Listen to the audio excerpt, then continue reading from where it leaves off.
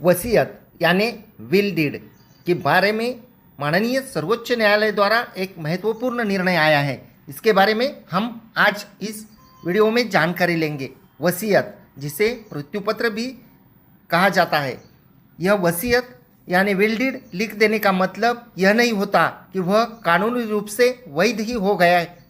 माननीय सर्वोच्च न्यायालय ने अपने एक महत्वपूर्ण निर्णय में 6 अनिवार्य शर्तें बताई है। क्या आपकी वसीयत कोर्ट में टिकेगी? इसके लिए इन 6 शर्तों को जानना बहुत ज़रूरी है।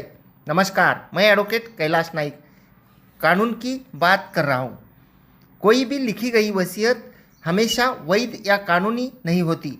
वसीयत बनाते समय अगर एक भी गलती हो जाए तो वह रद्द भी हो सकती है। इसी संदर्भ में माननीय सर्वोच्च न्यायालय ने एक महत्वपूर्ण निर्णय दिया है, जिससे हम जानेंगे कि वसीयत असली है या नकली।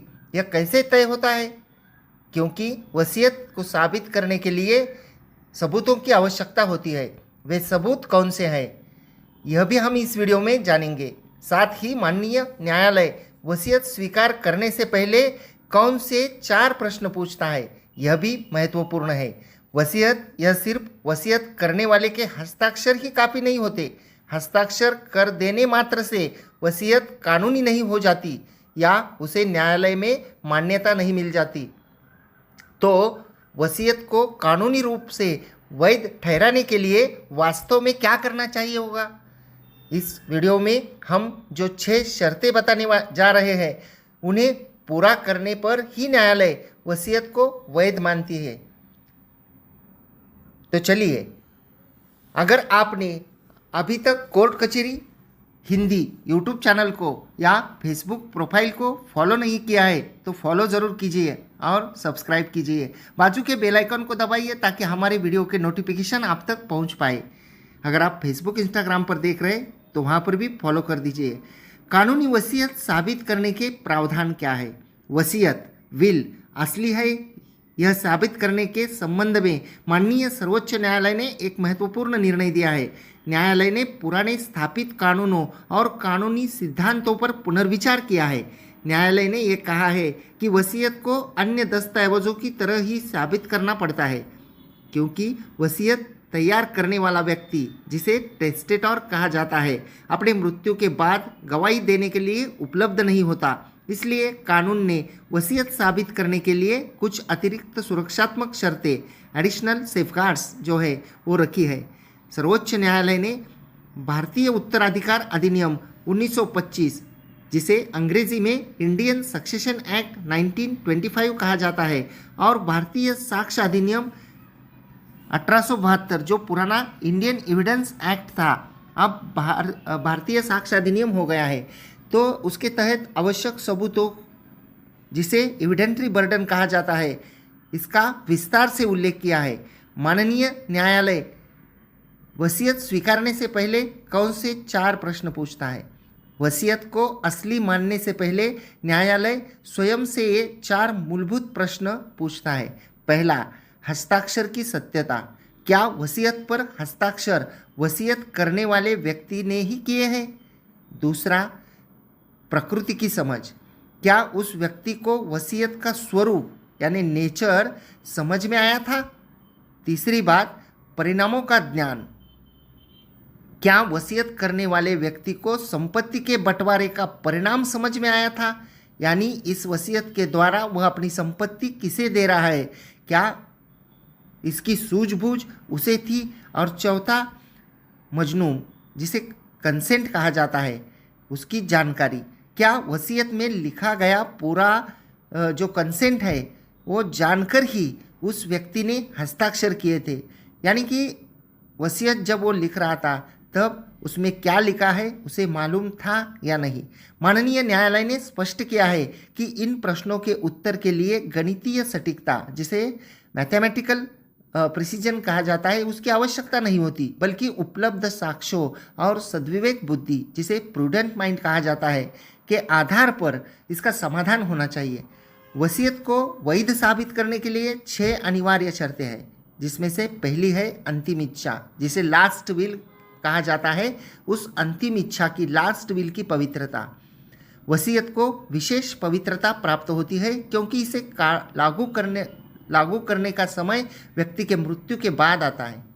न्यायालय इसे उस व्यक्ति की अंतिम इच्छा मानकर देखता है, इसलिए इसे साबित करने की जिम्मेदारी कम नहीं होती। दूसरी बात, वसीयत पर हस्ताक्षर। यह साबित करना सबसे ज़रूरी है कि हस्ताक्षर वसीयतकर्ता के ही है। भारतीय साक्ष्य अधिनियम की धारा 67 के अनुसार यदि आवश्यक हो तो माननीय न्यायालय धारा 45 के तहत हस्ताक्षर विशेषज्ञों को यानी हैंडराइटिंग एक्सपर्ट की राय या धारा 47 के तहत परिचित व्यक्तियों की गवाही स्वीकार कर सकता है। तीसरी बात, उचित साक्ष्यांकन, जिसे प्रॉपर अटेस्टेशन अंग्रेजी में कहा जाता है। सिर्फ हस्ताक्षर करने से जो वसीयत है वो वैध नहीं होती, क्योंकि सिर्फ हस्ताक्षर काफ़ी नहीं है। भारतीय उत्तराधिकार अधिनियम की धारा 63 के अनुसार वसीयत का साक्ष्यांकित होना अनिवार्य है। इसके लिए कम से कम 2 गवाह होने चाहिए जिनके सामने वसीयतकर्ता ने हस्ताक्षर किए हो या निर्देश दिए हो। और चौथी बात, वसीयतकर्ता की मानसिक स्थिति, यानी क्या वो साउंड माइंड था। वसीयत बनाते समय व्यक्ति की मानसिक स्थिति अच्छी यानी टेस्टमेंट्री कैपेसिटी होनी चाहिए। उसे पता होना चाहिए कि वह क्या कर रहा है, उस पर कोई दबाव जिसे अनड्यू इन्फ्लुएंस कहा जाता है या धमकी न हो। पांचवी बात, कम से कम एक गवाह की गवाही।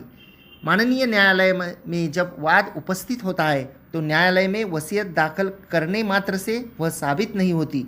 भारतीय साक्ष्य अधिनियम की धारा 68 के अनुसार वसीयत पर हस्ताक्षर करने वाले कम से कम एक गवाह का न्यायालय में गवाही देना अनिवार्य है, तभी वसीयत कायदे से अमल में आई मानी जाती है।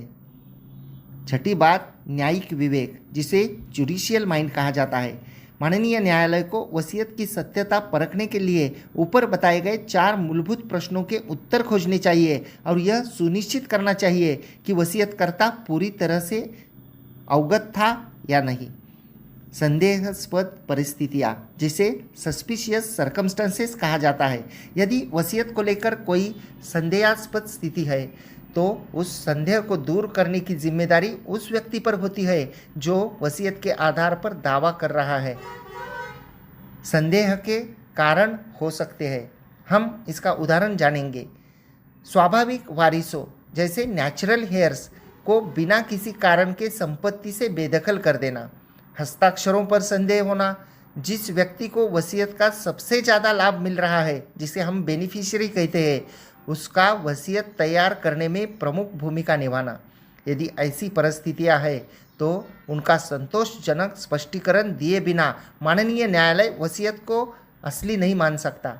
इस विषय पर महत्वपूर्ण न्यायिक निर्णय भी है। माननीय सर्वोच्च न्यायालय ने इस मामले में अपने पिछले महत्वपूर्ण फैसलों का हवाला दिया है, जैसे कि एच वेंकटचला अयंगार बनाम BN थिम्माजम्मा 1969, मीना प्रधान बनाम कमला प्रधान 2023, पार्वती नार्टी बनाम लक्ष्मी नार्टी 2026, लक्ष्मी बनाम गोपी व अन्य।